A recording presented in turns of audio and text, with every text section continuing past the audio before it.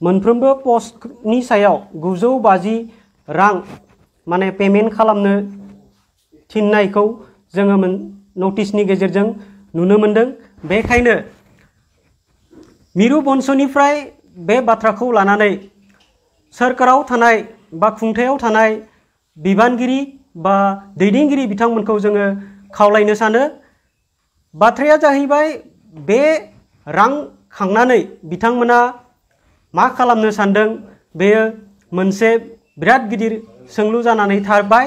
मानोना जोंनि फरायसाफोरा माने नखरा गोरिब थाखोनि माने बयबो माने हाई लेभेलनि नंजोबा, गोरिब गुन्द्रानि फिसाफोरासो माने फरायनानै BEd खालामनानै MA BA BSc बायदि रोखोमनि सोलोंथाइ लानानै बे GT आरो PGT टेट रिक्रुटमेन्ट एग्जामखौ होनो थाखाय एप्लाइ खालामदोंमोन।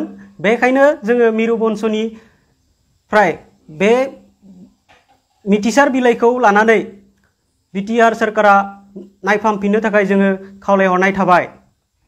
आरो लोगोसे फैबाय थानाय जेरैबायदि फैगौ समाव दा सोलिबाय थानाय LP आरो UP पस्टआव बर' बिजोंजों फरायनाय फरायसाफोरासो माने गिबि प्रिफारेन्स मोननो हायो। बेखौबो नोजोर बोनो थाखाय BTR सोरखारखौ जों खावलायनो सानो।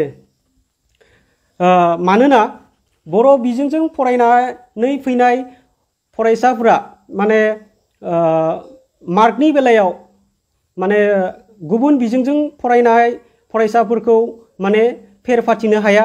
बेखायनो जाहाथे बर' बिजोंजों फरायनाय फरायसाफोरखौ गिबि माने प्रिफारेन्स होनो थाखाय BTR सोरखारा खामानि मावनांगौ। बेखौ जों मिरु बंशनिफ्राय खावलायनाय थाबाय।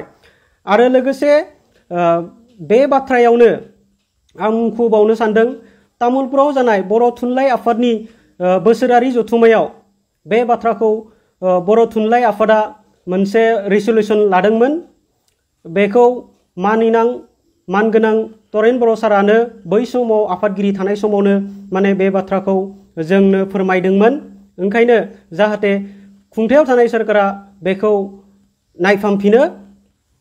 आरो लोगोसे जों मिरु बंशनिफ्राय खावलायनो सानो फैबाय थानाय समाव जेरैबायदि बिसायख'थि समाव माने रावजोंबो नांलाया खमलाया गावनि बिदा फंबायफोरजों नांलाया खमलाया लासे गोजोनै बिसायख'थिया खुंलां जाथों बेखौ जोङो खावलायनाय थाबाय। मानोना जोंनि BSc BTC BTRआ रोजा रोजा मुंख्लंफोरनि जिउ बाउसोमनायावसो मोननाय। बेखायनो जाहाथे जोंनि फारसेनिफ्राय जों खावलायनो सानगोन फैगौ 2025 मायथाइयाव जाहाथे UPPL आरो BPF जों जयै लोगो जानानै बिसायख'थियाव बाहागो लानो थाखाय जोङो मिरु बंशनिफ्राय खावलायनाय थाबाय। मानोना जोंनि जातिनि जा अबदान, जातिनि जा सोमावसारनाय, जातिनि बर' जातिनि मुंख्लंफोरनि अबदानजोंसो बे BSc BTC BTRखौ जों मोननो हादों। बेखायनो बेवहाय माने गुबुन माने नेशनेल पार्टिफ्रा माने बे जोंनि जा खुंथायनि पावारखौ जोङो होनो नाङा। मानोना बिसोरनो गथायनाय लोगो लोगोनो जोंनि जि जिउ बाउसोमनाय बे अबदाना फेलें जागोन होननानै जों बुंनो सानो। ओंखायनो नोंथांमोनखौ आखाइ खबजबनानै खुलुमनो सानो। नोंथांमोना बे बाथ्राखौ साननानै नाय बेखौ जोङो मिरु बंशनिफ्राय खावलायनाय थाबाय। आरो लोगोसे जोङो खावलायबावनो सानदों BTR एकर्डनि गेजेरजों 6.3 जों जा मोननो हादों बे एकर्डनि गेजेरजों जाहाथे जोंनि फरायसालिफ्रा माने सोरखारि जाथों बेखौ जोंनि मोनफ्रोमबो माहारियारि आफादफ्रा माने सोरखारनि फारसे नारसिननो थाखाय खावलायनाय थाबाय।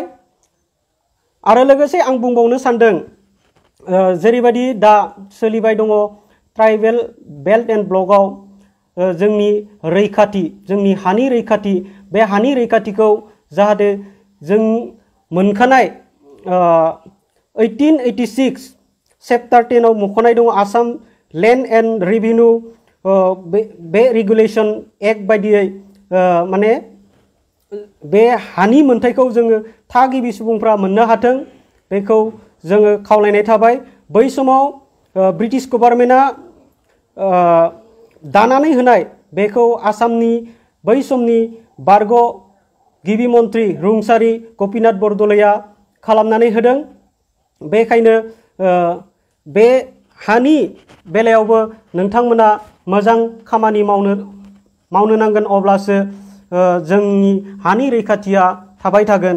आरो लोगोसे आं बुंबावनो सानदों जाहाथे फैबाय थानाय समाव जोंनि बर'नि जा दैदेनगिरिफ्रा जेरैबायदि जों सोमावसारदोंमोन BAC BTC BTR बेबायदि मोनबोदोंमोन जाहाथे फैबाय थानाय समाव नोंथांमोना जोंखौ मदद आरो हेफाजाब होनो थाखाय फिजिकेलि हायाबाबो मेन्टेलि मरेलि जों सापर्ट होफानो थाखाय जों मिरु बंसुआ खावलायहरनाय थाबाय। दुलाराय रायजो राजा आइ आफा बिदा फंबाय बिनानावमोनखौ जोंनि जा सोमावसारनाया थांखियाव सहैयागौ मानि जेनेरेशन टू जेनेरेशन जों बारस्लाय होबाय थानो नांगोन अब्लासो जोंनि थांखि जे आलादा बड'लेण्ड रायजो सोरजिनाय बे सिमाङा मोगथाङाव जाफुंगोन।